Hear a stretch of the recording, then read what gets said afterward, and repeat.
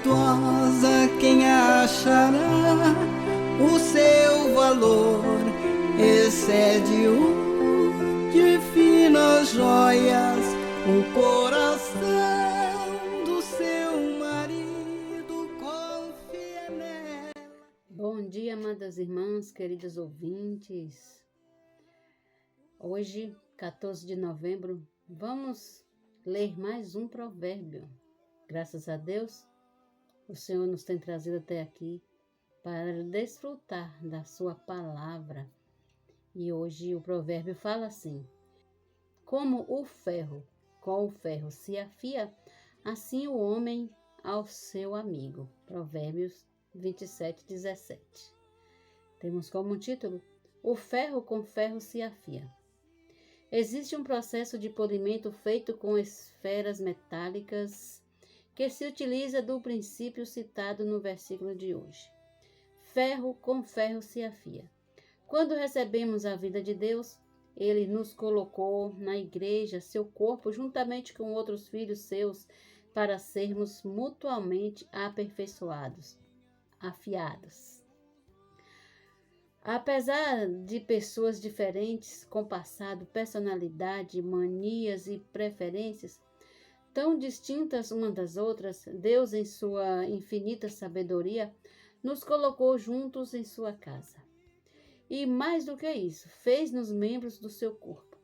Agora, juntos, bem ajustados e consolidados por auxílio de cada irmão, cada junta, com a justa cooperação de cada membro, efetuamos a edificação um dos outros. Efésios 2:19 e 3:6 e 4:16. Vamos nos afiar uns aos outros até que a igreja seja edificada e o Senhor Jesus volte. Amém? Até amanhã com mais provérbios, palavras de sabedoria.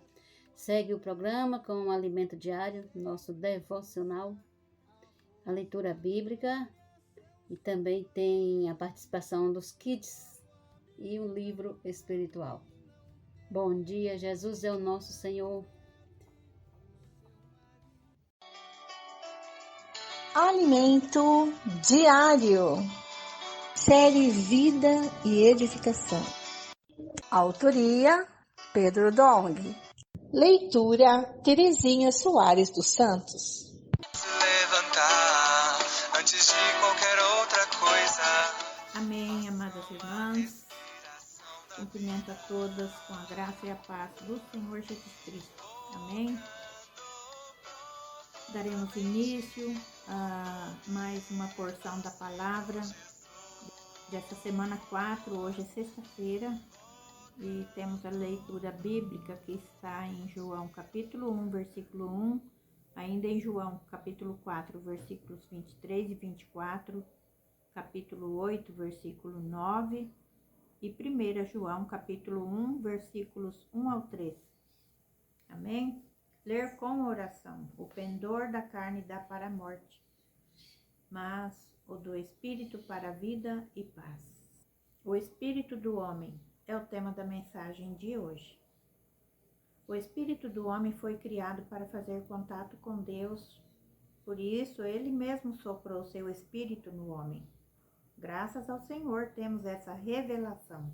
Deus é espírito e importa que seus adoradores o adorem em espírito e em verdade. Podemos ler João capítulo 4, versículo 24. O espírito humano é da mesma natureza de Deus, que é espírito. Por isso, Deus pode habitar em nosso espírito. E é por meio do espírito que podemos ter contato com Deus, adorá-lo e servir-lhe. Ninguém ainda conseguiu compreender completamente por que Deus criou o homem dessa forma.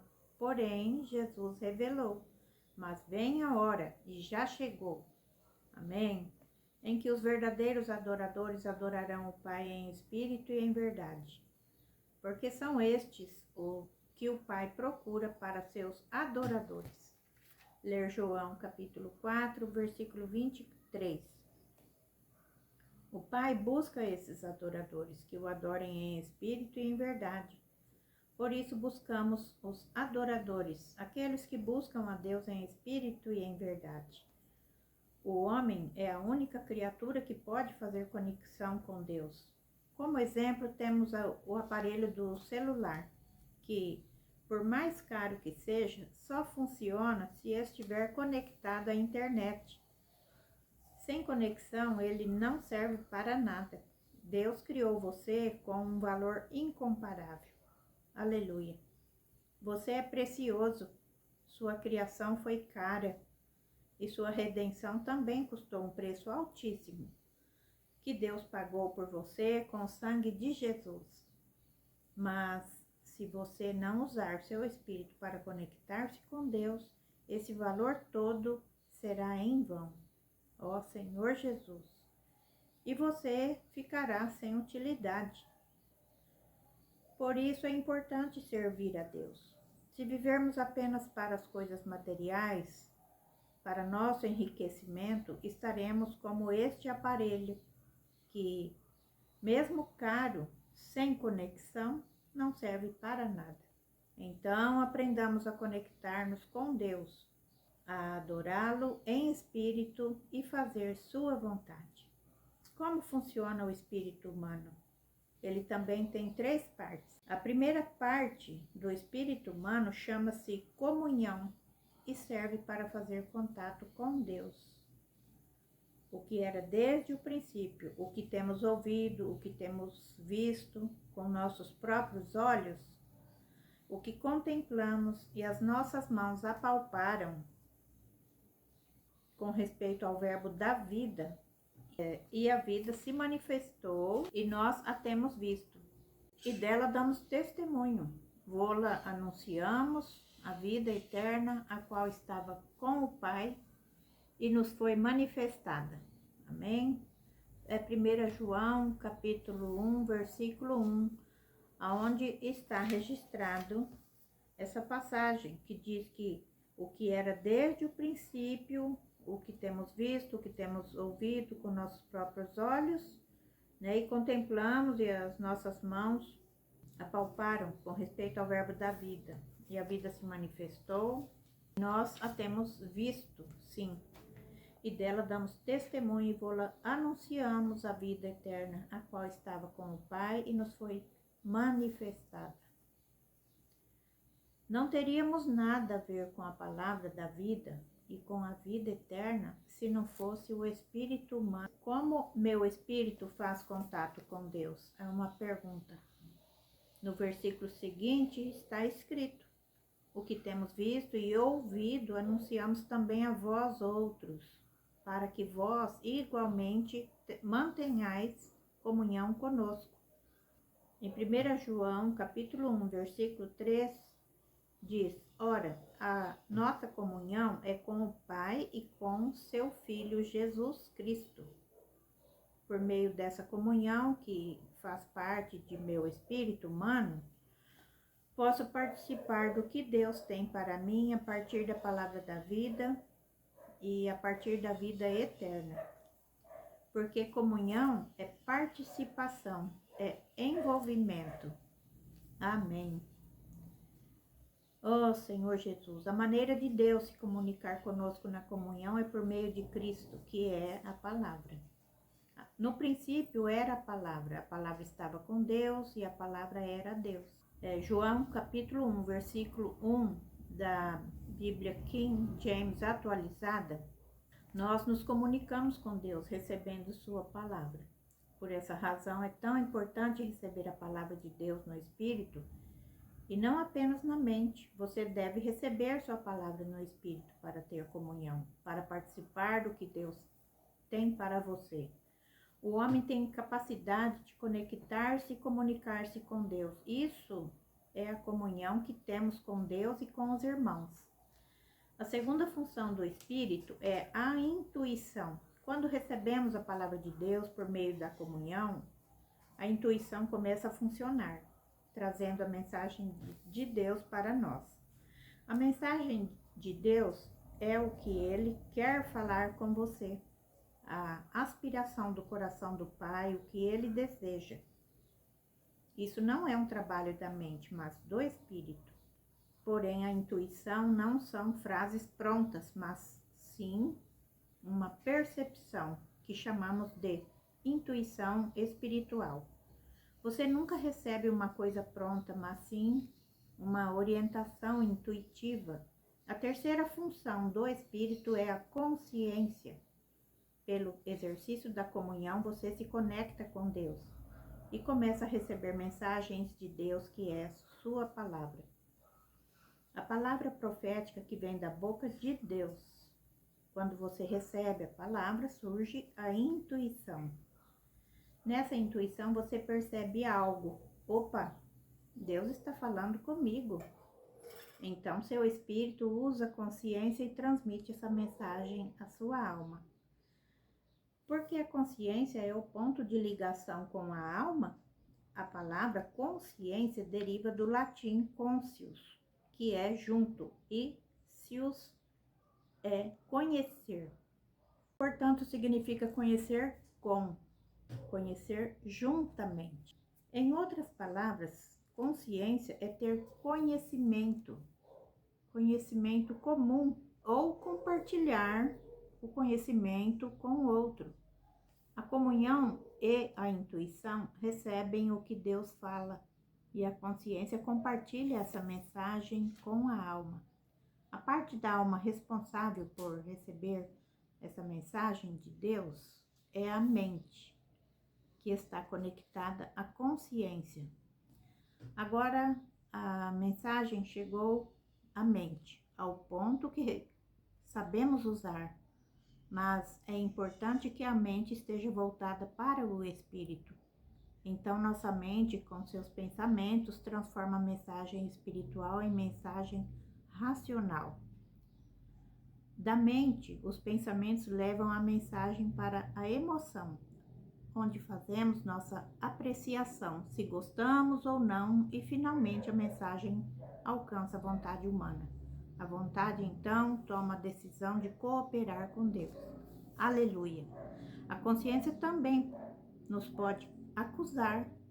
No Evangelho de João está escrito: mas ouvindo eles esta resposta e acusados pela própria consciência, foram se retirando um a um. Isso está no capítulo 8 de João, versículo 9. A consciência nos acusa porque ela compartilha com a alma. O que vem de Deus é quando a alma faz coisas contrárias ao que a consciência compartilha, esta o acusa. Obedeçamos ao que o Espírito diz, assim manteremos nossa consciência tranquila. Amém. Ó Senhor Jesus. Ó Senhor Jesus. Amém, Senhor Jesus. O pendor da carne, o pendor é o mesmo que inclinação. A inclinação da carne dá para a morte. Isso é uma realidade que todos nós sabemos, né, irmãos? Quando estamos no Espírito, temos vida e paz. O Espírito do homem foi criado para fazer contato com Deus. Por isso, ele mesmo soprou o seu Espírito no homem. Graças ao Senhor, né? Por essa revelação. É a luz que tem aqui nessa mensagem que eu ganhei. Ó Senhor Jesus, mas você também pode anotar o que recebeu, o que você ganhou dessa mensagem, a luz, a direção e a admoestação. A direção que eu ganhei é: então aprendamos a conectar-nos com Deus e adorá-lo em espírito, a fazer sua vontade. Senhor Jesus, amém, usando, né, as 3 partes, né, como vimos aqui. Admoestação, obedecer ao Espírito, obedecer o que o Espírito diz, né? Assim manteremos nossa consciência tranquila. Louvado seja o Senhor. A maneira de Deus se comunicar conosco na comunhão é por meio de Cristo, que é a palavra. Louvado seja o nosso Senhor. Tenham todos um bom dia e até amanhã, se o Senhor nos permitir, com mais uma porção da palavra. Jesus Cristo é o nosso Senhor. Amém? Vamos fazer a imersão da sexta-feira? A bênção chegou até mim, a bênção chegou até mim quando eu criei em Jesus. Quando eu criei em Jesus. Quando eu vi a bênção chegou até mim, a bênção chegou até mim quando eu criei em Jesus. Quando eu criei em Jesus. Quando eu criei em Jesus, a bênção chegou.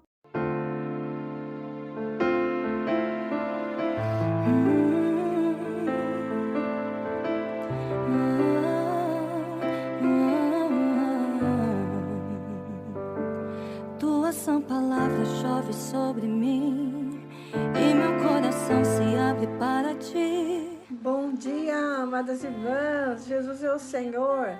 Sexta-feira, olha só, sextou, né? Olha que bom, final de semana a gente vai estar com os irmãos, né? Desfrutando das reuniões presenciais também, né? Muito bom, a nossa vida é maravilhosa, né? Graças a Deus, mais uma semana terminando aí, né? E nós estamos aqui apressando a vinda do nosso Senhor Jesus Cristo.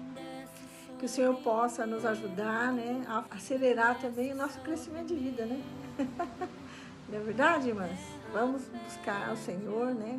Sabendo que os dias estão se abreviando, né? A volta do Senhor é iminente. E que nós possamos ser, no mínimo, virgens prudentes, né? Pelo menos, se o Senhor nos levar antes da sua vinda, que a gente possa ser as virgens prudentes. Senão, o que a gente mais almeja é ser arrebatado. O Senhor enche de alegria no meu coração. Só de dizer isso, pensar isso, me anima a prosseguir com o Senhor. Senhor, nós te agradecemos por essa sexta-feira, terminamos mais uma semana mais pertinho do Senhor, mais pertinho da sua volta. Senhor Jesus, Senhor, obrigada por todas as irmãs que estão com a gente desde janeiro, aí lendo a Bíblia, e aí nós estamos caminhando rumo à vitória, já terminando já praticamente o mês de novembro, estamos em meados já de novembro, e o Senhor possa nos ajudar chegar até a linha final, até 31 de dezembro, com a nossa leitura bíblica em dia. Senhor Jesus, que vitória! Quantas lutas, Senhor, mas também nós vencemos o tempo, vencemos as pequenas perseguições, né? Vencemos tantas coisas, Senhor, só o Senhor sabe quantas são. Muitas a gente nem viu, o Senhor já deu salvação para nós antes de chegar até a gente. Muito obrigada por tudo, e nós entregamos também essa sexta-feira nas tuas mãos, a nossa leitura bíblica, todo o nosso ser tripartido, espírito, alma e corpo, nós entregamos para o Senhor. O Senhor faça-nos multiplicar, dar frutos, multiplicar, para a honra e glória do Senhor. Amém! É isso aí. Os irmãos aí pregando evangelho, os irmãos comportores, né, saindo e pregar evangelho nas ruas. Maravilhoso, irmãs. Se você não pode ir, você pode orar, né? Se você não pode sair, você pode também orar. Você está cooperando com o evangelho. Vem? Senhor Jesus, o evangelho está sendo pregado em toda a terra. Aleluia. Muito bem, vamos continuar na nossa leitura bíblica, né? Ontem nós vimos sobre Tiro, Senhor, trazendo aí o seu juízo sobre Tiro, uma cidade comerciante muito rica, poderosa. Ela era a maior comerciante ali em toda a região. Senhor Jesus, mas se orgulhou, né, da sua condição. E o Senhor veio julgar. Isso é mais uma lição para a gente, né? Não vamos nos orgulhar de nada, porque não temos nada mesmo. Né? Tudo que nós temos foi o Senhor quem nos deu. Não é verdade, mas? Senhor Jesus. Hoje nós vamos ver sobre a profecia contra o Egito. Então, convido você a abrir a sua Bíblia e vamos começar a ler, tá? O primeiro passo é abrir a Bíblia. O segundo é ler. Vamos lá. Capítulo 29, versículo 1. No 10º ano, no 10º mês, aos 12 dias do mês, a palavra do Senhor veio a mim dizendo: Filho do homem, vira o seu rosto contra Faraó, rei do Egito, e profetize contra ele, contra todo o Egito. Fale e diga: assim diz o Senhor Deus: eis que estou contra você, Faraó, rei do Egito, crocodilo enorme, deitado no meio dos seus rios, e que diz: o meu rio é meu. E que diz: o meu rio é meu. Eu o fiz para mim mesmo, Senhor Jesus. Mas eu porei anzóis em seus queixos e farei com que os peixes dos seus rios se apeguem às suas escamas. Vou tirá-lo do meio dos seus rios, juntamente com todos os peixes dos seus rios grudados nas suas escamas. Vou levá-lo no deserto, você e todos os peixes dos seus rios. Você cairá em campo aberto, não será recolhido nem sepultado. E todos os moradores do Egito saberão que eu sou o Senhor. Porque os egípcios se tornaram um bordão de caniço para a casa de Israel. Quando os israelitas o pegaram com a mão, você rachou e lhe rasgou o ombro. Quando eles se apoiaram, você quebrou, fazendo tremer os lombos deles. Por isso, assim diz o Senhor: eis que trarei sobre você a espada e eliminarei de você pessoas e animais. A terra do Egito se tornará em desolação e deserto, e saberão que eu sou o Senhor, porque você disse: o rio é meu, eu o fiz. Eis que estou contra você e contra os seus rios. Farei da terra do Egito um deserto, uma completa desolação, desde Migdol até Sevene, até as fronteiras da Etiópia. Não passará por ela pé humano, nem pata de animal passará por ela, nem será habitada durante 40 anos. Porque tornarei a terra do Egito em desolação, no meio de terras desoladas. As suas cidades, no meio das cidades desertas, se tornarão uma desolação durante 40 anos. Dispersarei os egípcios entre as nações e os espalharei por outras terras.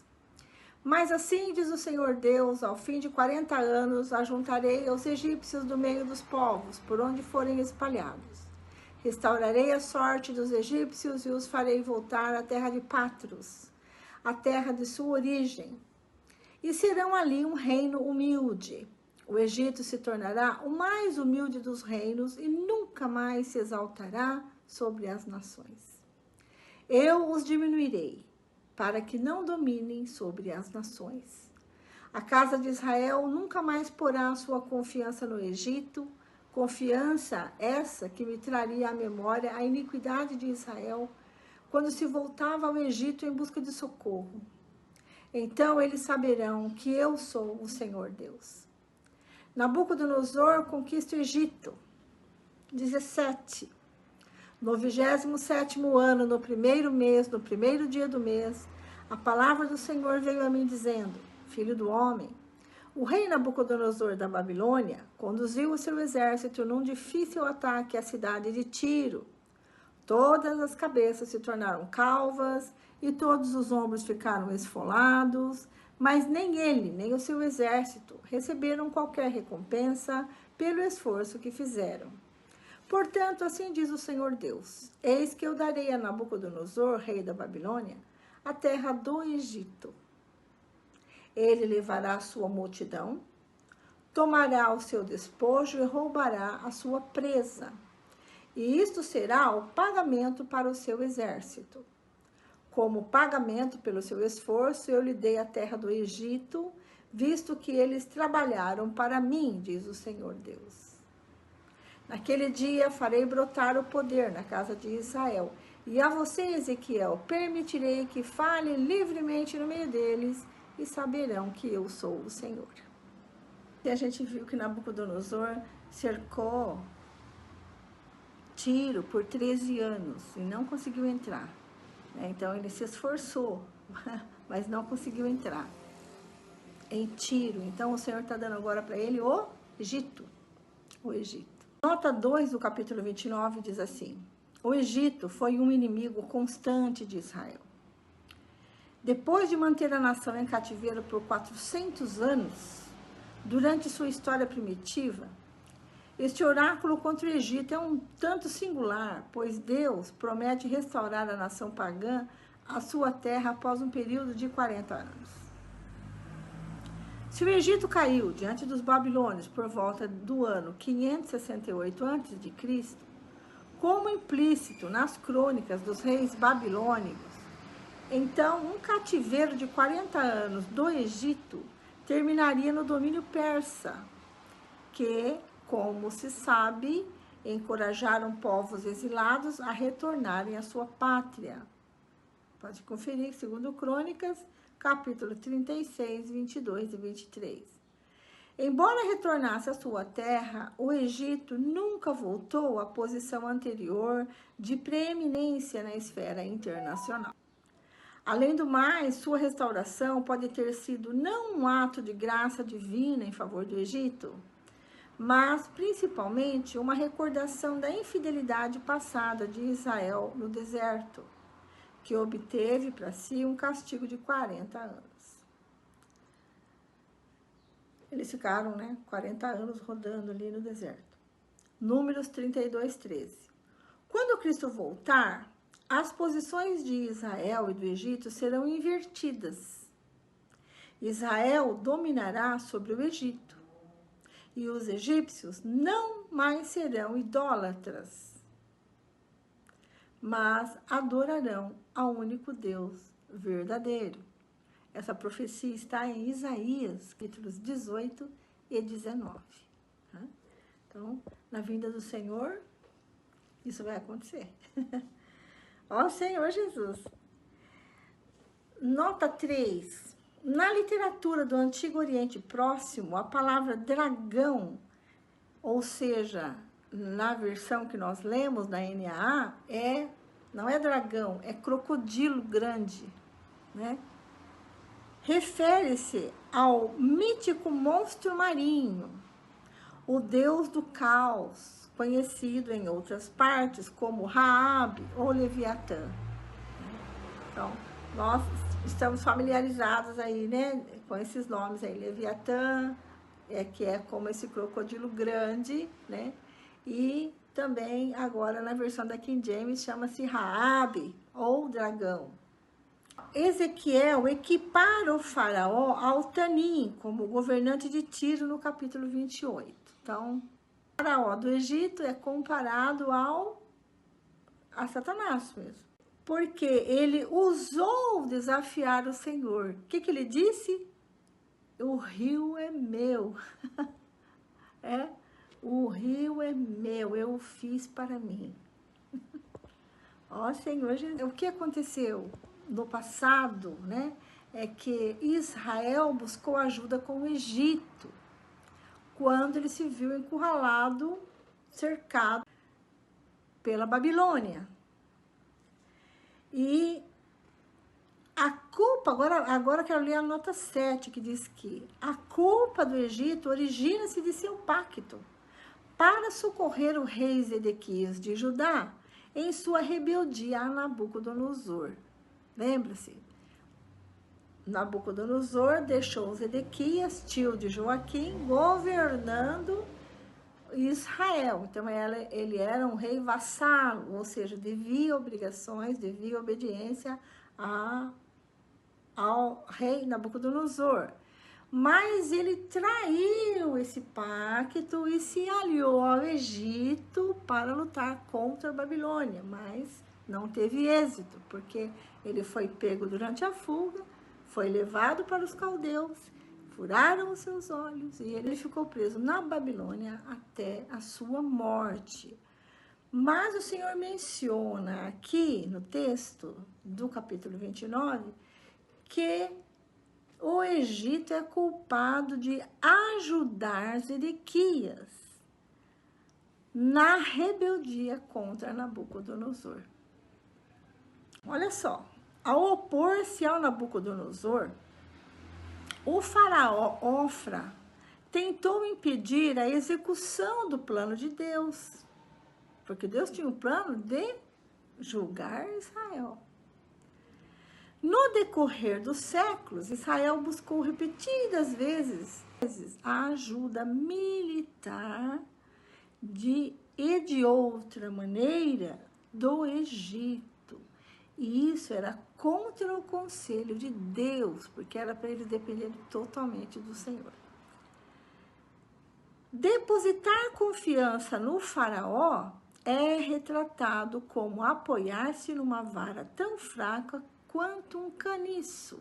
Então, a expressão aqui, rasgaste todo o ombro, quando se debruçaram sobre ti, recorda a tentativa fracassada de Ofra para dar apoio militar durante o cerco de Jerusalém. Seu ataque contra Nabucodonosor na primavera do ano 588 a.C. não conseguiu aliviar Jerusalém. O povo de Judá tinha se voltado novamente para outra parte em busca de apoio que deveria ter buscado somente em Deus. Então o Senhor promete que o Egito jamais vai dominar as nações. Ele vai ser diminuído, né?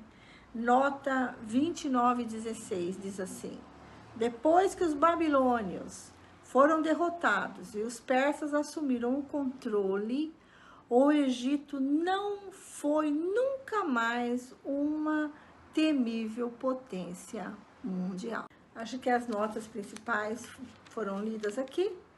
Vamos agora para o capítulo 30. O Egito será conquistado pela Babilônia.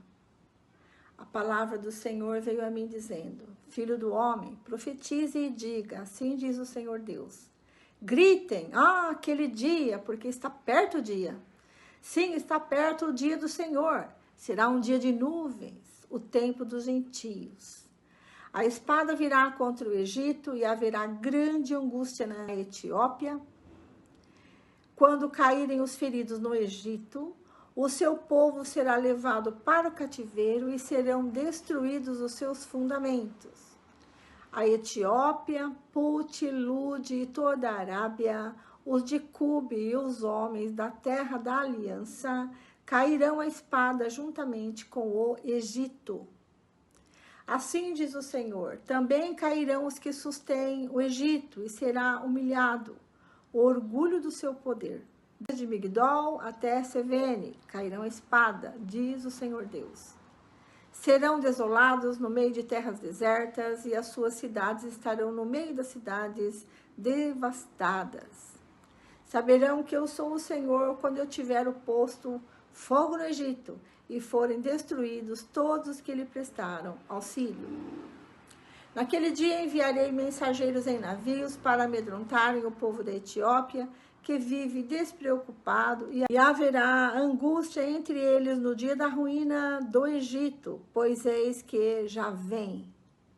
Assim diz o Senhor Deus, farei cessar a pompa do Egito por meio de Nabucodonosor, rei da Babilônia. Ele e o seu povo com ele, os mais terríveis das nações, serão levados para destruírem a terra. Atacarão o Egito com as suas espadas na mão e encherão a terra de mortos.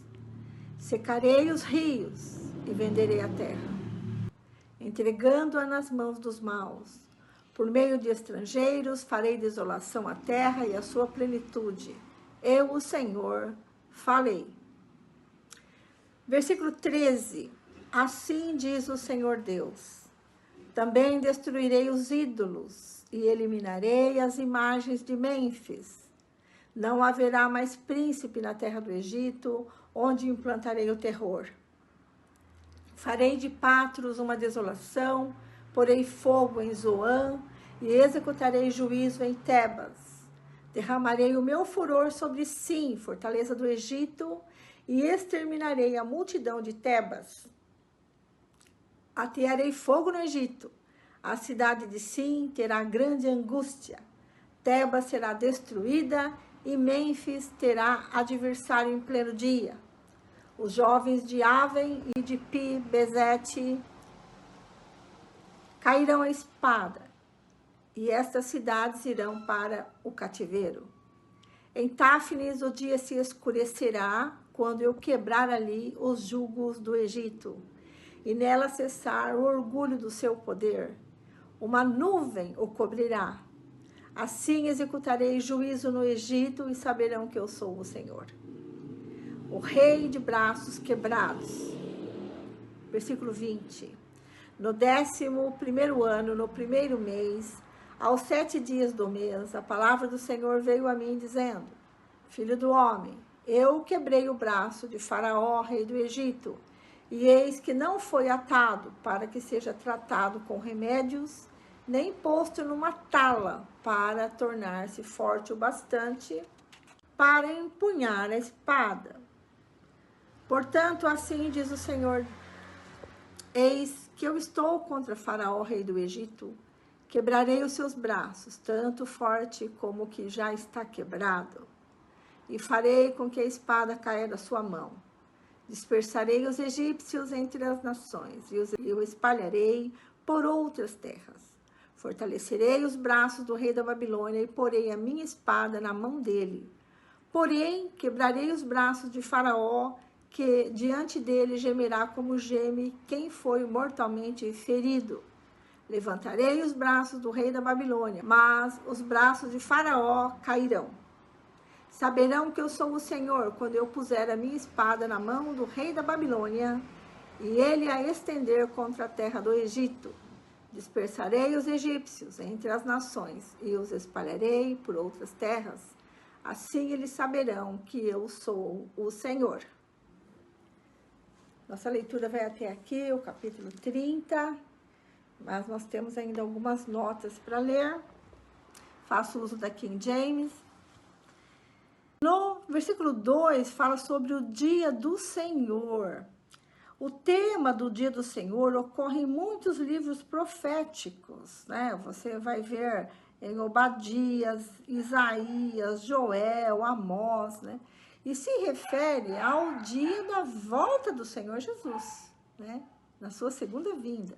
Esse será o dia do grande julgamento do Senhor. Nota 3 diz assim: as nuvens aparecem com frequência em textos e tratam de mudança que ocorre no fim dos tempos, também se referindo à vinda do Senhor, final dos tempos. Nota 5. A expressão os homens da terra que está no pacto é literalmente os filhos da terra do pacto. Ela contém uma referência implícita a mercenários judeus que lutavam no exército do faraó. Então, o Senhor estende aí o seu julgamento para todos esses que cooperaram, todos esses mercenários, né, que cooperaram com o Egito aqui são Etiópia, Líbia, Lídia e todas as pessoas misturadas, e Cube e os homens das terras aliadas. Todos eles vão cair da espada. Nota 3. No julgamento que será executado contra o Egito, os ídolos serão destruídos e farei com que as suas imagens cessem em Nof. Nota 20. A fórmula de datação indica que esse oráculo foi anunciado um pouco antes da queda de Jerusalém. A data pode aludir à tentativa de Faraó Ofra de intervir para livrar Judá da sua crise. Então, nota 21. A expressão figurada, quebrei o braço de Faraó, se refere à derrota imposta por Nabucodonosor ao faraó Ofra, que tentou socorrer Jerusalém no ano 588, a pedido do rei Zedequias. Quando o Senhor diz no versículo 26 que ele vai espalhar os egípcios entre as nações, os dispersar, quando o povo se dispersa, ele perde a força, né? O Senhor, nessa profecia, diz que todos vão ser dispersos, né? Os egípcios vão se dispersar e por isso eles não vão ser mais tão fortes como antes, né? O Senhor diz que Ele jamais dominará outras nações. Isso aí. Senhor Jesus. Nós ficamos por aqui. Eu acredito que você ganhou alguma coisa, né? Eu estou lendo aqui com vocês já. E à medida que a gente vai lendo, vai tendo uma mistura aqui de sentimentos, né? Desde ontem nós estamos falando de Tiro. O Egito também, na época, né, se orgulhou, né? E o próprio rei Ofra dizendo que o rio que eu criei, né? Eu os criei para mim. Então isso mostra muito orgulho por parte do rei Ofra, né? E todo orgulho será julgado, né? Então, irmãs, vamos prosseguir na humildade aí, né? Servindo umas às outras com temor do Senhor. Isso aí é maravilhoso, né? Vida da igreja, você considera sempre o outro maior que você, tá certo? Todos juntos somos fortes, amém? Vamos prosseguir na vida da igreja, humildes, dependendo do Senhor e servindo junto com os irmãos na unidade, amém? Isso aí. Proteção para nós, ser simples, obediente, humilde, né? E a irmã Lene está chegando aí para continuar a nossa leitura bíblica de hoje. Fica com a gente. Tchau, tchau. Até amanhã, se Deus quiser. É sábado amanhã, hein? Mas nós vamos estar aqui com mais leitura bíblica. Tchau, tchau. Bom dia, irmã Vera. Bom dia, irmãs. 14 de novembro, mais um dia de leitura.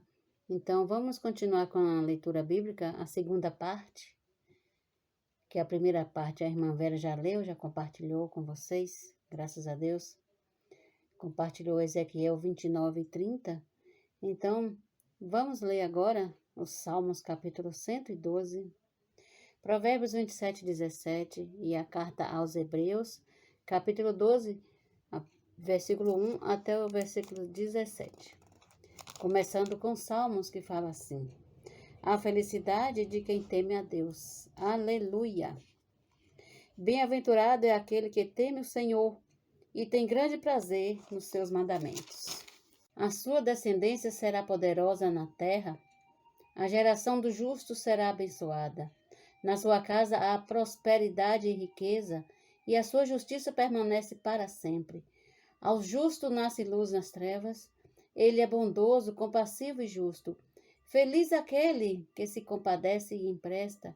Ele defenderá a sua causa em juízo. Não será jamais abalado. Será tido em memória eterna. Não se atemoriza de más notícias. O seu coração é firme e confiante no Senhor. O seu coração bem firmado não teme. Até que veja a derrota dos seus inimigos. Distribui e dá aos pobres, a sua justiça permanece para sempre, e o seu poder se exaltará em glória. O versículo 10. O ímpio vê isso e fica com raiva, range os dentes e se consome. O desejo dos ímpios perecerá. Agora vamos ler os provérbios. Provérbios só um versículo, 27, versículo 17.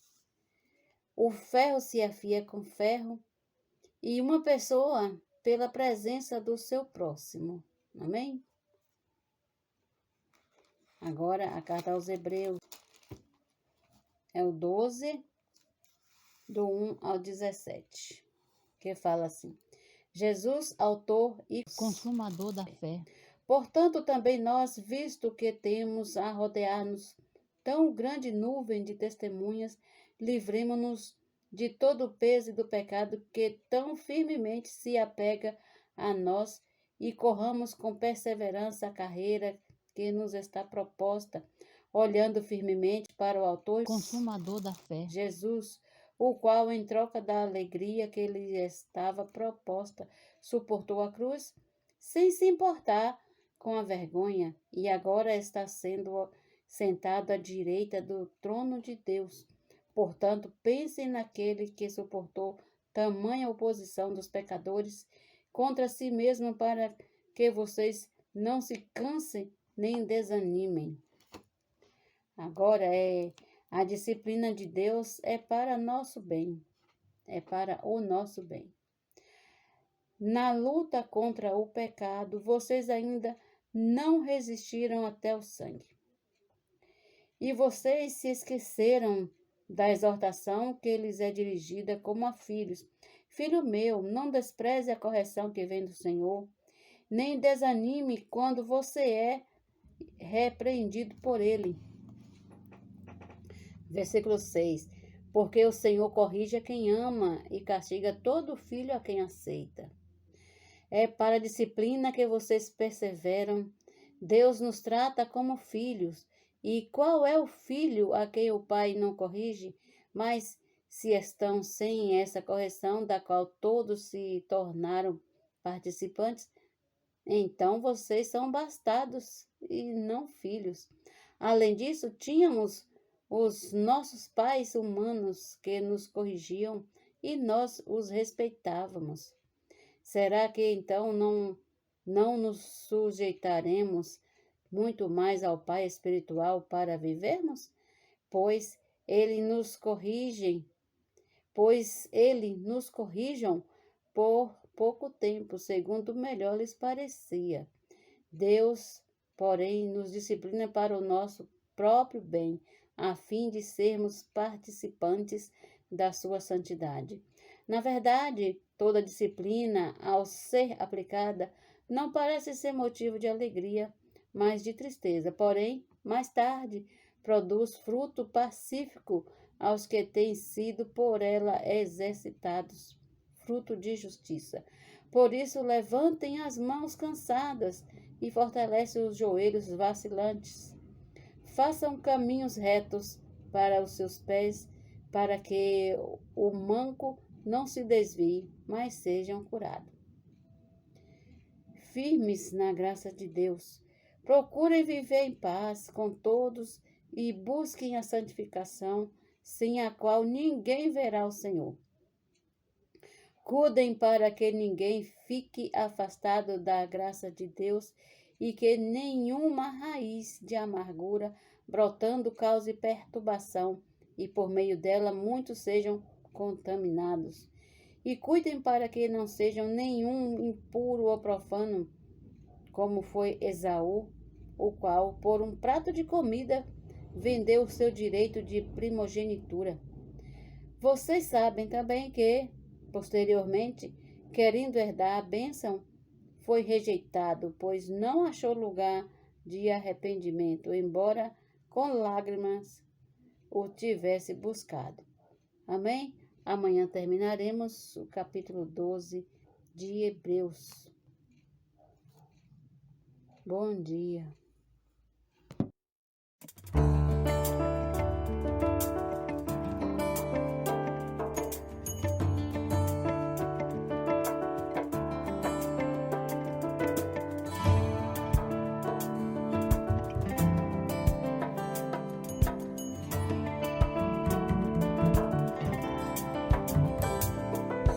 É muito se andar com Cristo.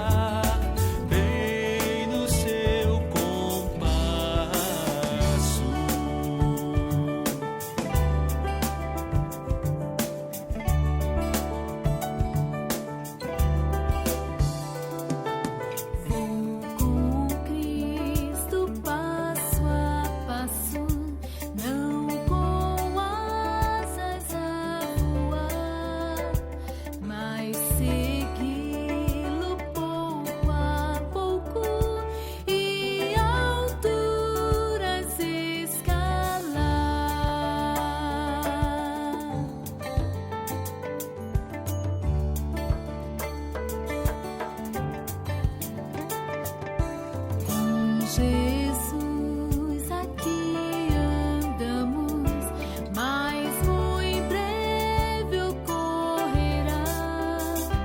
Dia dor tornar-se canto e o dia clarear.